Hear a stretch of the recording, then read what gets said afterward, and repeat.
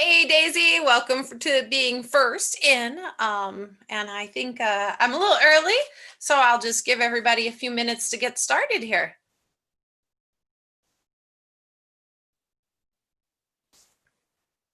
And I'm gonna apologize. I don't know why it's saying my stream rate is not so good right now. So I don't know what's going on with my internet, but we will do the best we can.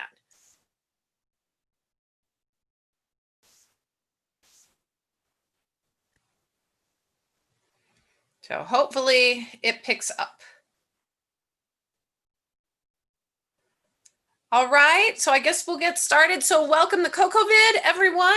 And I'm happy to be here with all of you today. And we are going to be learning how to digitally draft. Now that word is one that's going to get me. So you'll hear me say digital blah, blah, blah, blah, sometime.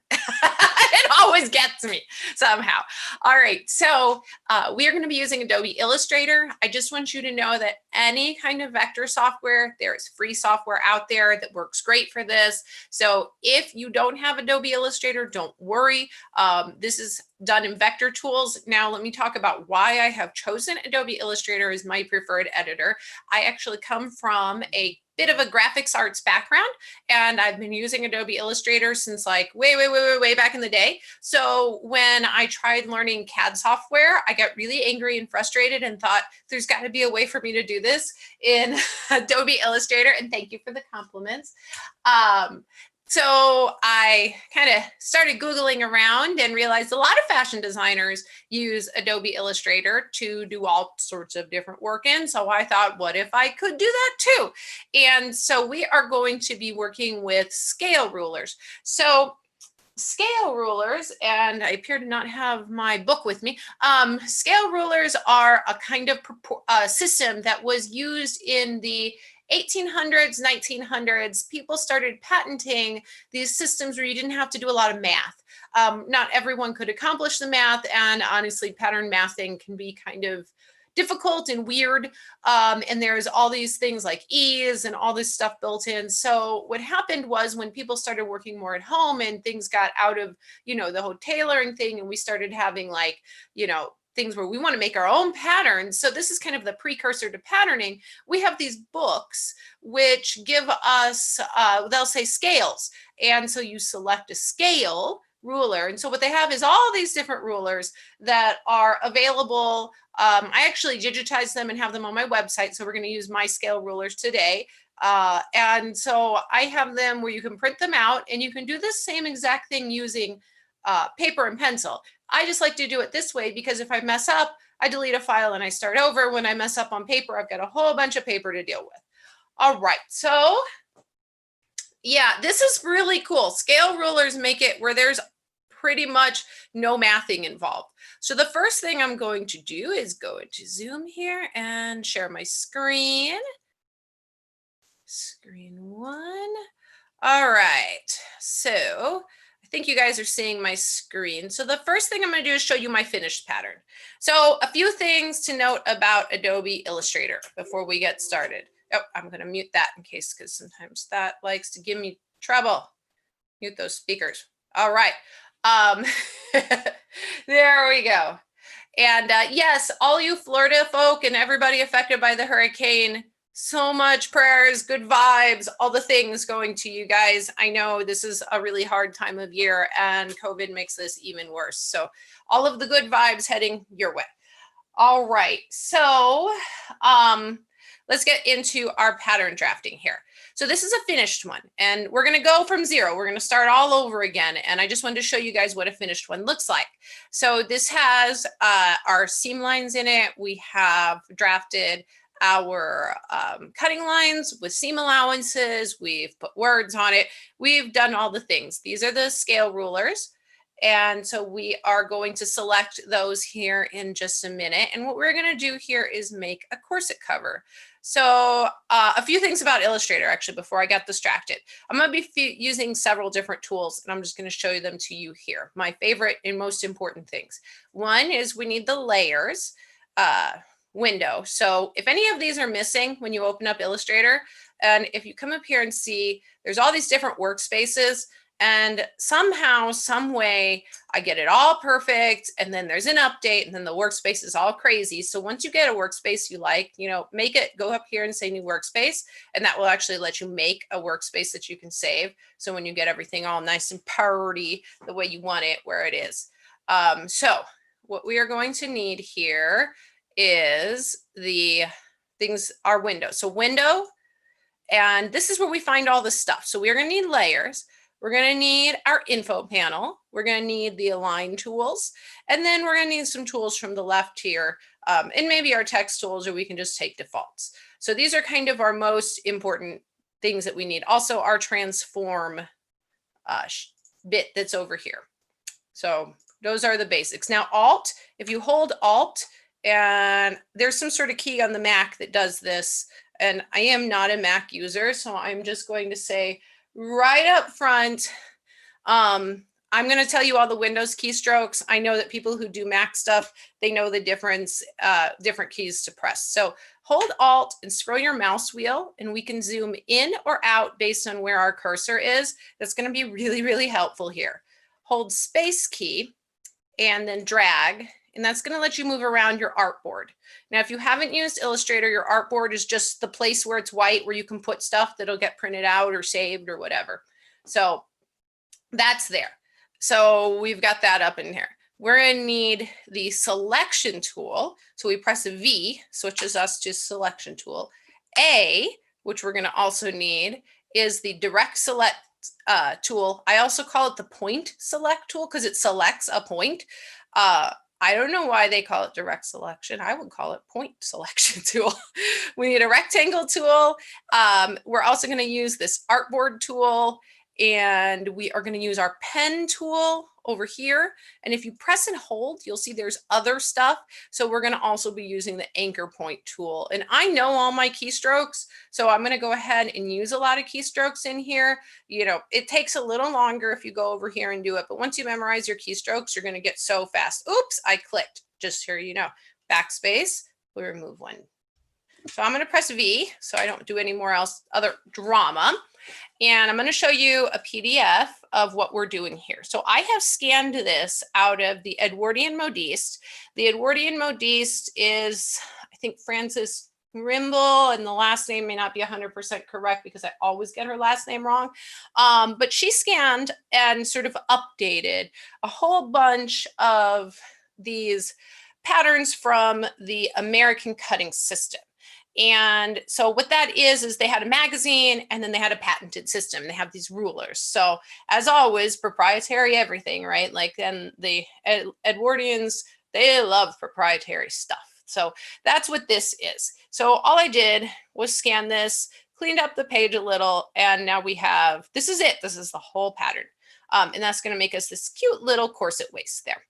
And so these systems are designed to have a proportion set to them. So there's a certain amount of inches from bust to waist to hip that are built into the system. So even once you make these, because they're simplified, you'll still have to do a little bit of work if your waist is disproportionate to what their draft is.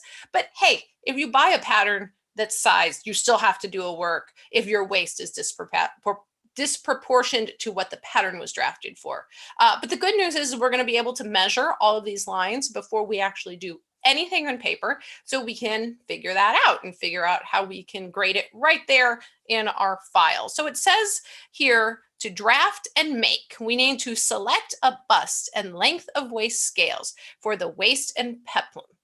So what that means is, and this took me a little bit to figure out what they meant by this, because at first I thought that I had to measure the length separate from the bust, but then I realized that you use the same ruler for both the up and down and the left and right measurements. So I have a 42-inch bust in my Edwardian gear because I have a bust helper, bust improver, which is just a whole bunch of ruffles.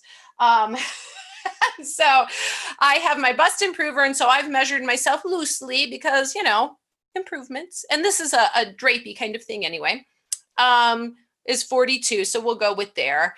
It'll probably be a wee loose just because if I don't wear my bust improver under it, if I wear it over it or whatever, but that's fine. We can do gathering. This is that kind of garment that gets to live as we choose it to. So we have two pieces here. We have the corset cover, which is really cool because this is a one-piece corset cover, and a peplum. There's two pieces. Both of these are cut on the fold. So two pieces, run and done. Add some lace, grab some buttonholes and some buttons, and you have an afternoon project. All right, so I am going to go in here and we're going to make a new file. And we're going to make a new artboard that's big. We want a big space, right? Because this is human sized. So what we are going to do here is I have this set to 54. I'm actually going to do 54 by 54 inches. Now, let's say you come in here and this is set to web. Oh no, now we have pixels. What do? You can take any of these and go ahead and pick points, inches, feet, whatever. So I work in inches because, well, I work in inches. So I'm going to go down here and find my recents and hit that web 24. And the reason it's web is because that's what I started from. Raster effects, you can leave them at high, screen, whatever. We're not going to do any raster effects, so it really doesn't matter. And I'm just going to make sure my color mode is in RGB. And honestly, that's pretty much it. And it'll just pick an orientation, whatever, we can change it. There we go. All right, create. And now we have a new one. So there's two ways of getting an image, and we're going to come over here and we have two images. One is the scale ruler and the other one is that corset cover. Now we're not going to like draw from the corset cover.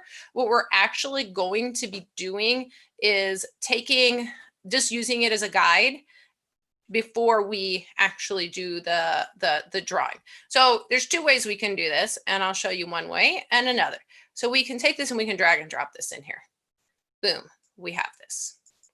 All right, now the other way is we can go to File and we can go to Place and we can select something and then just click it once and it comes in as is. If I wanted to, I could have clicked and dragged and that would do it here. Now, I am going to enlarge this so we can see it, and I'm holding the Shift key while I enlarge this. And what that is doing is giving me a proportion to scale. If I don't, I can do, something like that. So hold the Shift key. Okay, now that's nice and big enough, but we don't need all those words in the way. So what I'm going to do is first I'm going to embed this because I tend to move things around on my machine. And if I take this file and I move it somewhere else, and now the file that it's referencing isn't there, I put it in a different folder, it's like, I don't want to deal with it. So I embed them. Makes the files a little bigger, but it means I don't have to worry about that. And then I'm going to go here and say mask. And what that's going to let me do is drag this box here and this box here and just go ahead and then just click out. So now we got all those words out of the way. Now those are not deleted. So if we wanted to go back and reference it, we can double click and see how we can move that here within that mask. So we're just going to hit Control Z is undo. It's my most needed and favorite key. All right, and then while we're doing that, I'm actually going to go ahead and print this out real quick so I can reference it on paper. I find that I like to be able to mark off which points, so you'll hear my printer go real quick. All right, now we need not just one ruler, but two rulers, and then we're going to press Control R to get our big rulers here. And so I have to excuse the sound of my printer here real quick. She's real fast. All done. Okay. So see, printer paper out. I can like just mark. I actually just make a little X on the ones that I finished. So as we're doing these here, I'll be just marking them. And it's also a little easier to see when I have just a little reference point that is separate. All right. So back to the ruler. So we have one ruler. So we have to have both a vertical and horizontal ruler. So we're going to press Control C and then Control V. And then I'm going to hold Shift and rotate. Now, when you hold Shift and rotate, it'll rotate at a 45-degree angle, which is perfect because we need a 90-degree angle. So we turned it twice and we're there. So now we need to make a crosshairs. So if you're doing this on paper, you do the same thing. You take two of these and you put them at a perfect 90-degree. So put your level or your square up there and get them at a perfect 90-degree, masking tape them to your table or something or your paper. And here it goes. So what I'm going to do is get these to where this line here and this line here are making a square. Now let's talk about these rulers. So this is the 42-inch ruler. Now 1 inch on here is not 1 inch, it's 1 unit. And so the directions are going to show us things like 2A, which means we go to the 2 and we find the letter A, so the 2A marking. These are technically 1/8 of the unit, and we can measure this. Let's just take a box and let's measure this. And I'll give it a stroke here so you can see it.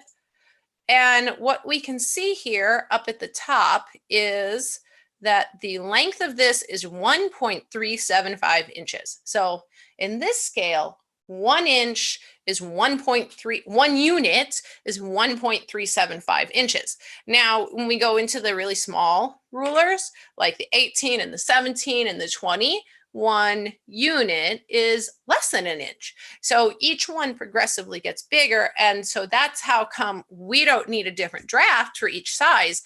The rulers are different for each size. All right, so now I've got these guys here. So I'm going to go ahead and zoom out. And they're all nice and pretty. So I'm actually going to just hit this Control X to cut it. And I'm going to make a new layer. So I'm going to hit the plus down there on the new layer. And then I'm going to lock the previous layer. Now, these are untouchable because we really, really cannot have these moving around. And so I'm going to put this on our other layer here just as a reference. Okay, so let's go ahead and zoom in and look at this real quick. So here we have a 0. So this 0 aligns to this crosshairs over here. And so we're going to have some markings going down. So for instance, 1 means this one. 3B means this line, 3B here, and so on going that way. The same thing here.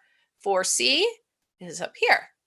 6.5 is right here. So what these are is these are coordinates. So we're saying 0 and 4C, 1 and 10C. So these are, we're putting points. We're essentially plotting points at XY coordinates.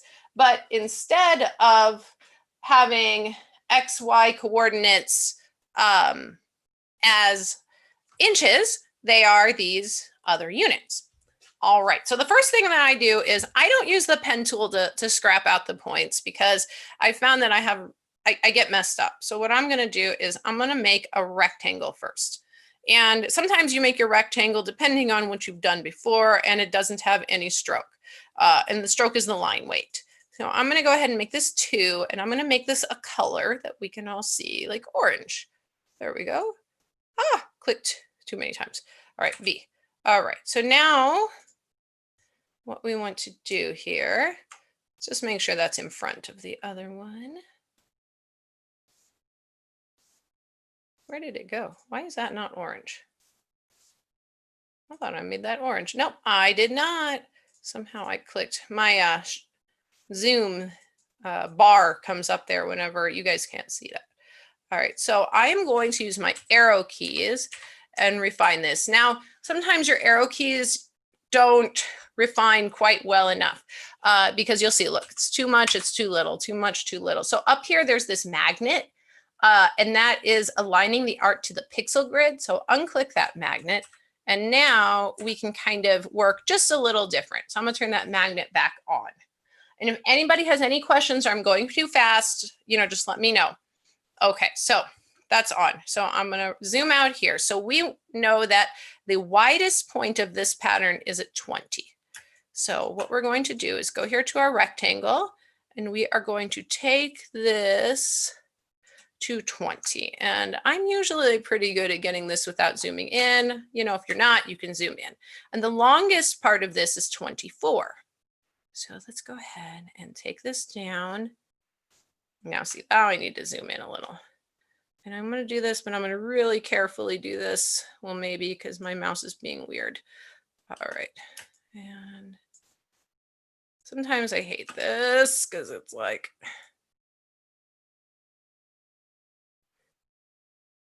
I need a new mouse. All right, there we go. That looks good. Now, when we're looking way up close at this, we're looking at millimeters of millimeters. And I am sorry, my computer appears to be wanting to do 20 things at one time and the screen refresh is being weird. Oh no, there we go. All right. So we have our box to start with.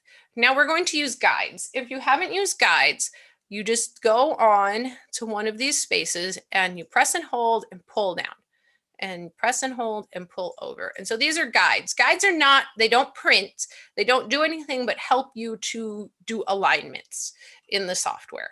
So I'm going to go ahead, and the first thing we're going to do is start here. Let's start here at 3B. So let's zoom in here, not too much.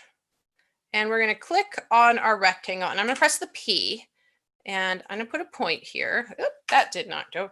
Okay, rectangle, A, P. Okay, so that's going to hit a point there. So now I'm going to press A, and I'm going to move this point. What did we say that point was? At 3B. So I'm just going to use my arrow keys to get this point for 3B. And hear me out here. You'll see what we're doing in a second. So the next one that we need is at 3B and 2E. So let's go ahead and take this guide and move this guide to 3E, and this guide to 2E. And you can actually arrow key your guides too.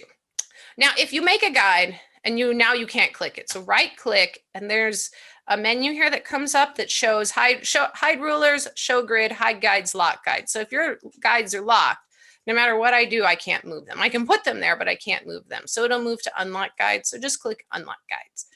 That will help you to get that. So next thing we do, we need another point. So go ahead and click there on our rectangle. We're going to press P and go back to A, and you can see how this becomes really fast. Now see how that changed to a little crosshairs looking thing? Let go of that. And what that does is that gives us our thing. Oops, we made a mistake. That needs to go to 3B. There we go. So we now have this going to here. So our next point is at 0 and 4C. So what I'm going to do is take this point here. I'm just going to use my arrow keys. Now, this is kind of slow, right? So let's hold shift. And if you hold shift, you can take your arrow keys going a lot faster. There we go. So that's at 4C. Okay, that has a slight curve in it. We're not going to worry about curves until we have this whole thing mapped out. All right, so what I like to do is just go around the circle. So we've done this one, we've done this one, and we've done this one. Okay, so now we need 6.5 and 1C. So let's move to 1C.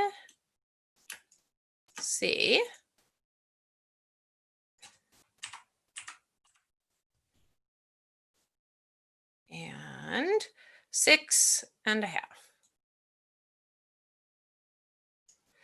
And then we're just going to click on this and press P for our pen tool and A. And we're going to take that there. All right, so that is our shoulder line there. And don't worry about this ES. That's actually seam allowance. For some reason they're built in. We're going to pull that out, and then we can add in seam allowance as we please towards the end. Okay. So the next thing we're going to do is we're going to take this line. So this is at 6 and 5.5. So let's take our guide down here to 6. And our guide up here to 5.5. Okay, and then we're just going to grab this line, press P, press A, and go ahead and let that lock onto there. All right, so our next line, and as you can see, this becomes just a matter of rinse and repeat, right? So we have 7E and 7D. So 7E and 7D. Okay, and then click our rectangle back again, P, A. Oops. That's what happens when you don't lock your background. All right, and actually I'm going to move that a little out of the way here, just a smidge. Oops, we are in direct select mode. There we go.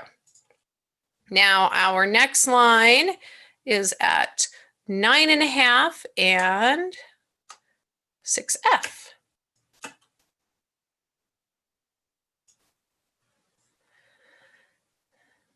And 6F. Okay, so yes, this is going to stay live. So you'll be able to see this happen completely if you need to come back, or if you're just bored of watching me do this and you want to fast forward later, which I don't blame you. It's okay. All right, so where are we at? 9, we are at 6F and 9.5.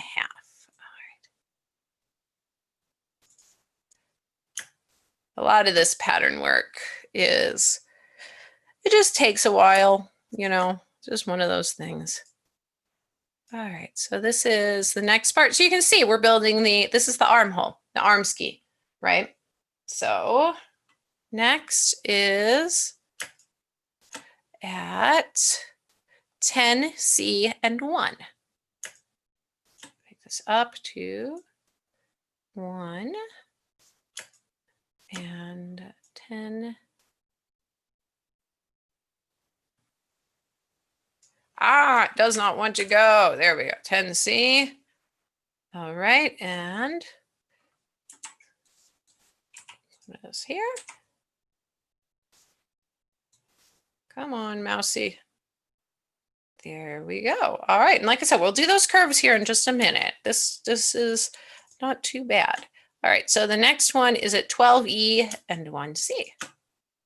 Now you could make a bunch of guides all at once. I find that I get very confused when there are all those guides and my eyeball has to look at all of those guides. There we go. And I am going to put another A, click that, and then, all right, you, sometimes misbehaving. Hey, if it's an Adobe product and it doesn't misbehave, it's not an Adobe product. All right, here we go. Now, the next one is 12C and 7B. Okay, 7B. And you can see why I like to have a little paper, because it's actually a little easier to reference, or at least my old school eyes find it easier to reference. All right, what are we at? 7. Did I get that right? 7B? Yep. And 12C.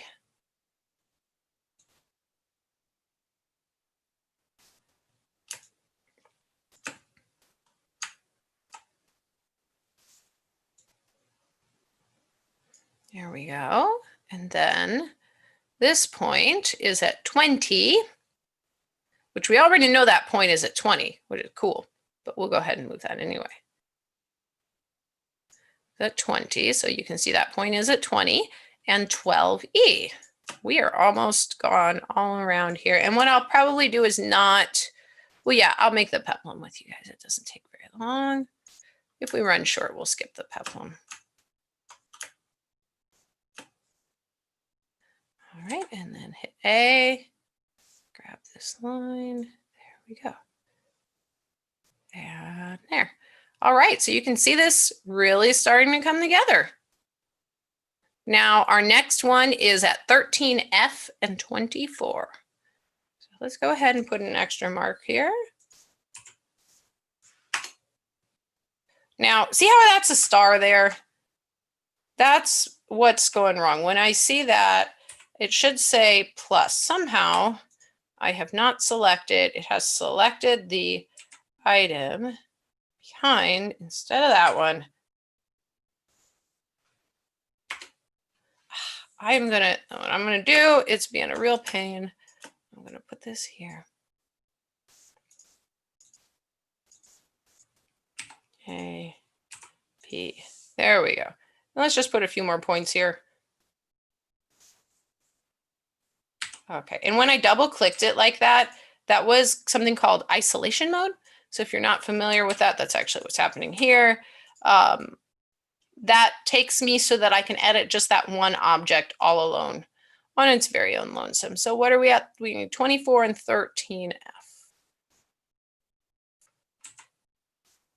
13 something. Zoom in here. Oh, that was close guess. 13F. This point here. Where were we at? 24. And I didn't move that one. Let's move that one down.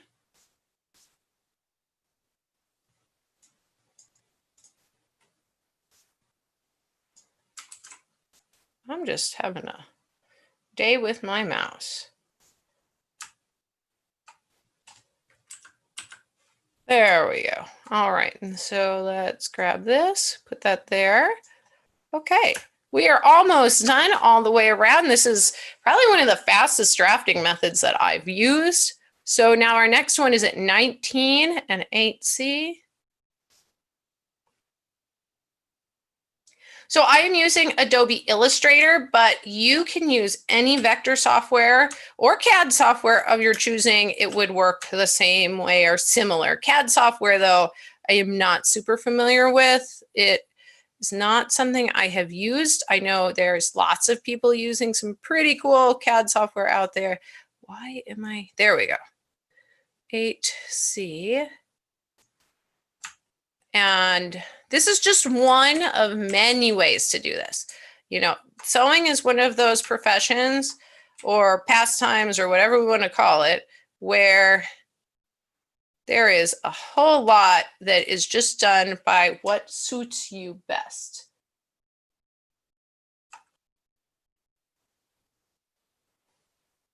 Yeah, so there's a lot of software out there. The concept is what's important, not the software. So, you know, you just need to translate the idea to your software that you use. So the important thing is to be able to have actual measurements. You're going to see in a few minutes here how I'm going to use some features in Illustrator that are very vector based that will let me do some cool stuff here. Yeah, does it let you, does Krita let you measure things like this, like to be accurate on size? 5C. I know there is open source equivalent of Adobe Illustrator, and I believe it is called Inkscape, if I'm not mistaken. So there's something very, very similar to Illustrator. There's plenty of open source because a lot of the you know, vector-based stuff is required for can't find the word, like when you use laser printers and or laser cutters and things like that. So 16 is our next one. And actually, we don't need this. So I'm going to hit P. I'm actually going to subtract that. And we're just going to move this point to 16. And we have the basics of our draft. Okay. We have a draft. We did it. I'm going to delete those and I'm going to delete those. I'm actually going to make these lines a little thicker so they're easier to see. There we go. But what we don't have is any pretty lines. So what we are going to do here is use a tool in here to call, we're going to hit A and select this, and then I'm going to press Shift C, and we are going to convert these lines to having curves. So what I'm going to do on this one, I know this line isn't curved completely. There we go. And so when you see, when you pull, so press and pull, okay, and then that's going to give you this. So we need to just have a slight curve up in here. So I'm going to go back to A, and what I'm going to do is I'm going to take this single handle and I'm going to drag it back into that point, and that handle is going to make that we're going to just give this a nice curve. These don't connect to anything else, right? So there's no collar here. There's no matching armhole. So we can kind of just do this as we like. So, you know, this is just making these curves nice. And if you've used patterns before, you know what these look like, and you have your reference here. So we're going to grab, and we're just going to keep going around and making these curves look real pretty. And now if I want this to stay flat like this, I can hold the Shift key kind of get a nice little pretty curve. And I always do this. I always pull the wrong way. I don't know if it's me being left-handed or what's going on, but I always pull that the wrong way before I do it. So I'm going to drag this one out more because I think that curve should be maybe a little different. Let's go back here. And I am making these in a way that feels, that just looks right. We can always refine these. That's the cool part. We can go back and make these look the way we want. And the same thing here. We're going to do that Shift C here, and we're just going to do this, and I'm going to put this back straight as I wiggle the other one all around. And that's just a gentle curve here. Okay, and then we have these down here. Now this is a gathering line, so that's just going to stay nice and straight. That's actually, so that's going to be this here. So we're just going to gather that to, you know, match us. And I do that kind of stuff on my body or on the dress form just to see. So I'm going to leave this kind of like so. Yep. Okay. We can perfect this however we like. That this is a demonstration. I don't have to make this picture perfect. Now, there is 2 points that have to match, right here and right here. But the first thing what I'm going to do is I don't ever work from seam allowance to seam allowance. I work from seam line to seam line, right? So we need to get that. So ES here stands for E space. This was a little tricky. I didn't figure this out immediately at first when I started making these. So to figure out how long an E space is, I'm just going to make a rectangle here and check the width on that. And the width is 1.0278. All right. So I'm going to give this little rectangle doohickey a stroke, and I'm going to match it to the other one. Okay, so now I'm going to do is I'm going to turn this and I'm going to widen it. And what we're going to do is we're going to put that on this line here. I'm going to show you a really cool trick. It makes things really, really fast.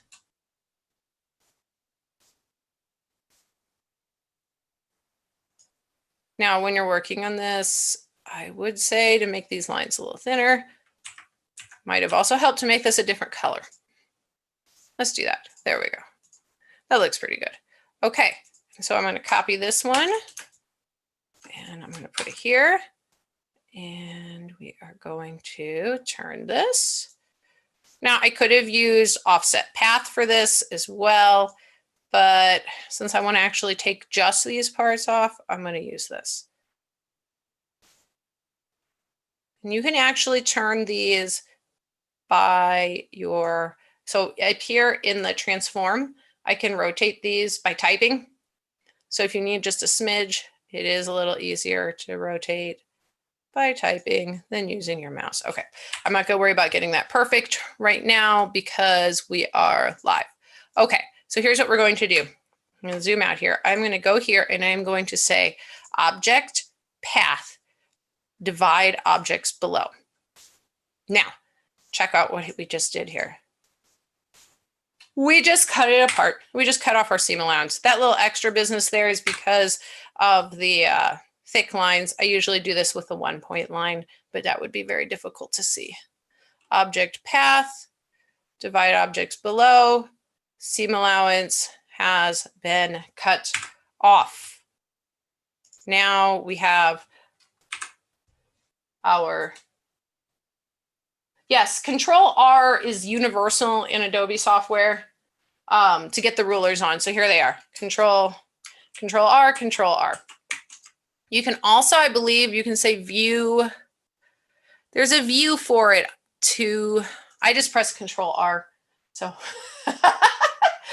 that's kind of my thing. Now, I'm going to show you something that was really fussy for me to figure out. These shoulder seams need to match. I can see they don't match. And I don't think you're supposed to gather them. And I don't know if it's just poor drafting on their part. I don't know, but I'm gonna go ahead and make these match up. So I'm gonna do Control-C, Control-V. And we are gonna just move this over here a smidge. And I'm gonna double click this to take us into isolation mode. And I'm gonna delete this here, this here, this here, and this here. Now I'm going to press V and I'm going to separate. So I want to get just those two lines. All right. And here we go. Now we have two objects. We have this guy and this guy. Now, if we look here and we look at the width on this is not actually, that's the width from here to here. That's not actually this line. So if we want to get any sort of curved or weirdly shaped line, here's the trick. We're going to go to Window and we're going to go to Document Info. Where did you go? Okay. And this doesn't look like it's going to be very helpful for us, except we're going to go here to Objects. Now, when we look here, we can actually see the length along the path. And this is the only way that I know of to do this. So we can see that that one is 3.3269. This one is 3.8234. So no, they do not match. And so we need to make them match. So we have a choice. Do we make it wider or do we make it narrower? That's up to you. I'm going to make it wider because I can always cut my fabric smaller. So I'm going to go here and I'm just going to rotate this until it matches the other guy. Here. And just use this. I'm using this as a guide. Okay, so then I'm just going to hit this. Maybe press A, get this point, and then I'm going to drag just until I match the other one. And now delete that. And now they match. So we have saved ourselves some drama when we go to sew those shoulder seams together by double checking those. If I had things that have to match up in arm skis, on fronts, center fronts, I would check those doing the same thing. The only important part is if you look here, see for instance, this length, that's going to take us the whole way around. There is no way to do it without sort of separating out our piece. So if we wanted to see like how long this was, we just need to copy and paste and get just the line that we need. It's a little fussy. And if we were in CAD software, we'd have an easier way to do this, but this is how it works that I know. Now, if anybody knows a better way to do this, I am all for it, but that's the way I know. So that is called truing, by the way. Whenever we do patterns, flat patterning, we call that truing the pattern pieces. So we're making sure that they fit one to the other. So when we hit that, we're going to do that. Now, let's go ahead and give it seam allowances. Now, on most of my patterns, my default is actually going to be a 1/2 inch. I just find a 1/2 inch easy to do maths if I need to measure anything. So I'm going to do path. So it's object path, offset path. Okay, and I'm going to say 0.5. Check that out. We have seam allowances. All right, and I'm going to make that one stroke in black because I always make my cutting lines black. Now, the only thing is this is a center fold, right? So this is when we cut on fold, the center fold. So I'm just going to press A here. And what I'm going to do is select here. And yeah, I love how it does that here. So I'm going to remove that point down at the bottom. Sometimes offset path does weird stuff. And then all I'm going to do is use my left arrow key, line that nice and back up. And now we have seam allowances. Easiest way to add seam allowances ever. If we want to add seam allowances to different areas, like on the center front, I would just go ahead and do this path again. Just do here, object path, offset path, and let's call it 1 inch. Let's say we want to have it on the front.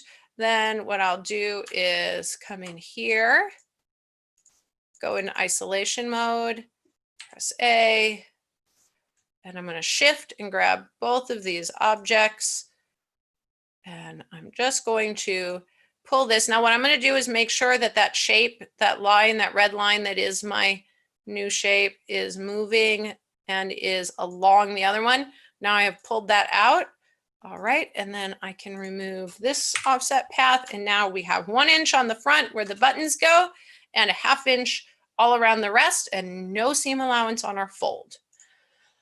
Whew, that was a mouthful, but we are 90% of the way there. So now we're gonna add some text because a pattern is not a pattern without some text. So this is corset cover.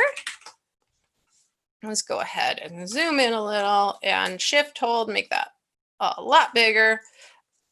Few things to mark on your patterns. Always mark what size they are. You will forget. And how many to cut. Cut 1 on fold. This is my minimum. I mean, feel free to do more. So we have some things that we want to make sure that we have marked from here. So I'm going to do Control-C, Control-V, and I want to mark the gather line. So I'm just going to write gather. You know, if you're doing these patterns for you, then just do it how it makes sense to you. But I want to at least get the marks from here. And then Control-C, Control-V, and I'm going to put front.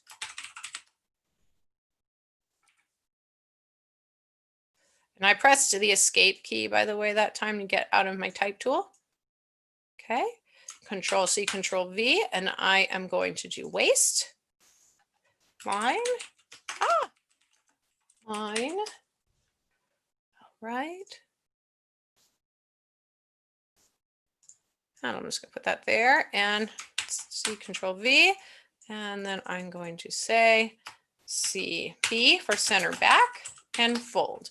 That's how, those are my references to me. So since I'm, you know, if you're making this for you, then you don't have to worry about making it so someone else can read it, but you do need to make it so you can read it. There we go. We made a pattern. Now, let's go ahead and save that here just real quick as a just in case. I'm going to give you guys a little bonus. I do have a video on how to do this on my YouTube here. So I'm going to just hit Control-A. Ooh, we have a little extra line there. Control-A, Control-G to group the items. All right. And then we're going to delete our layer with the rulers. Not add, delete.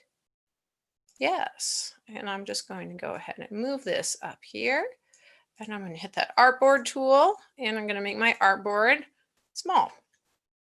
Anybody has any questions, you know, feel free to pop them in. So I'm making this just to the size of my pattern. Okay, and by the way, Control-0 will zoom it to fit to screen. Okay, Control-S. So they're going to make me save it. So what we're going to do is we're going to print this.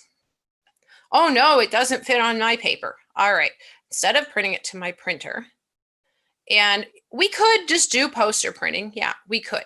But I'm going to show you how to print it if you want to make it easier to assemble or if you're planning to sell your patterns at any point. We're going to say just one artboard, and I'm going to say tile full pages, not imageable areas. And I'm going to give this 1 inch. That's what I think I normally do. Okay. So now you can see how it's going to print it. So it's going to, but we're not going to print it out to our printer. We're printing it to a PDF. Okay. Here we go. Okay, now this we could measure and we could, you know, have things nice and easy, but that will, they're weird. If you look here, it's going to be hard because there's a 1/2 inch from each side on the overlap, and it just, it's difficult to assemble this way. As you can see, there's no markings, and no matter what I've done, I have not found a way to make rather nice, pretty markings that would make it easy for me to assemble later on. So what we're going to do is we're going to open that new PDF we just made back here in Illustrator. I'm going to say all, and I don't want that as links. I want to actually get it here. Okay, so if we zoom out, we'll see that it made it all in one big line. So what I'm going to do is go to the artboards window, and I'm going to click that little Z button, and I'm going to hit 4. Oh, look, it's back together again. Now, what I'm going to do is I'll go ahead and leave that page in here. I'm going to make a box, and I'm going to fill it. And this is another annoyance here, is that it doesn't come in with any sort of colors for some reason. So I don't know, we'll give it red. I would give it gray, but it won't come in with colors in there. You'll have to go ahead and add a color in there. And I show you how to do that in the other video. All right, and so we're going to make this 0.5 inches wide by 11 inches tall. Okay, and then we're going to go here to our align tool, and we are going to align right, and we're going to align top. Now, this is going to tell us where to cut.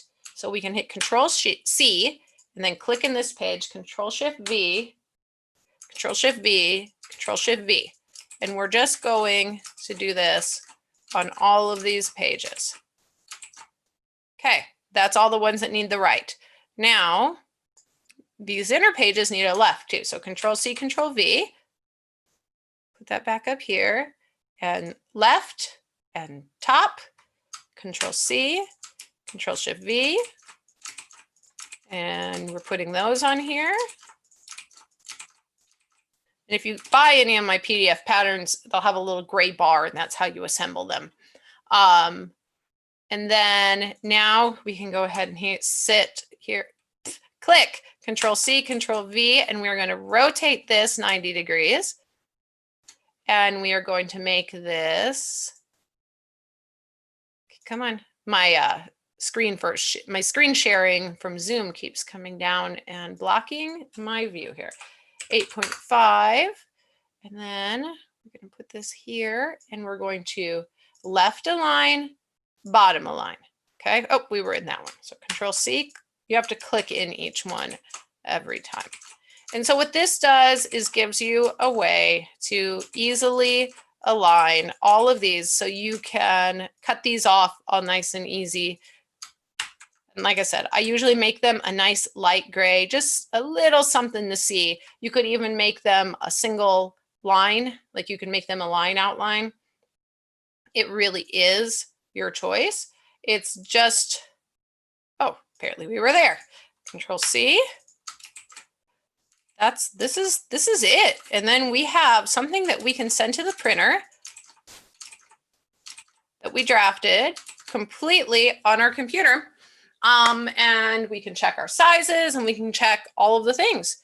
So we would just save this in case I wanted to, edit it at some point. And we would go ahead and print that out as standard. I would print it. I would actually, you know what? We can do a save as PDF at this point because we don't have to do any exports. Save as Adobe PDF. There we go. And if we go back in, now we have our PDF. So now we can see how to align exactly how much space needs cut off to be able to align our pieces. And we collect them, put them back together on the printer. All right. Do we have any questions? Did anybody learn anything? Feel free to let me know. This live cast is going to stay up.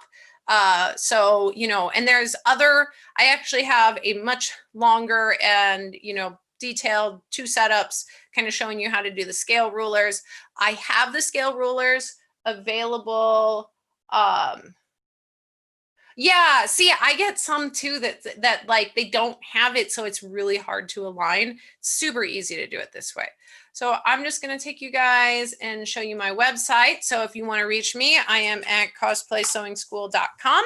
I am available for private training as well as I have a shop, and you can see I have the pattern cutting systems. You get both the American and the diamond cutting system. So both of Frances Grimble's books you can use with this.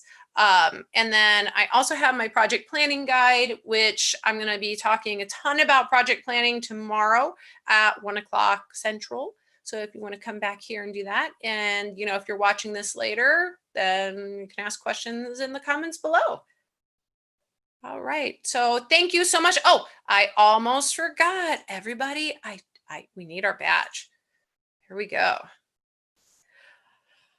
And get your badge, your digital pattern drafting wizard badge. So if you're doing the badge game, now is the time. If anybody has any other questions, we still have a few minutes. I thank you everybody for, sitting with me and watching. I know it can kind of be a little boring to watch Adobe Illustrator, like clicking forever.